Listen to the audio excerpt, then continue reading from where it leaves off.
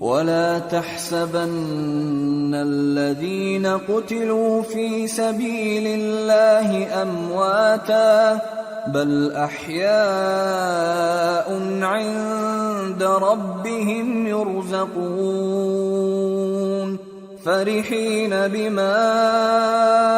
آتاهم الله من فضله ويستبشرون بالذين لم يلحقوا بهم من خلفهم ألا خوف عليهم ولا هم يحزنون يستبشرون بنعمة من الله وفضل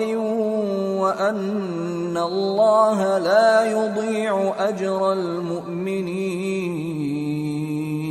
جو لوگ اللہ کی راہ میں مارے گئے ان کو مرے ہوئے نہ سمجھنا، وہ مرے ہوئے نہیں ہیں بلکہ اللہ کے نزدیک زندہ ہیں اور ان کو رزق مل رہا ہے۔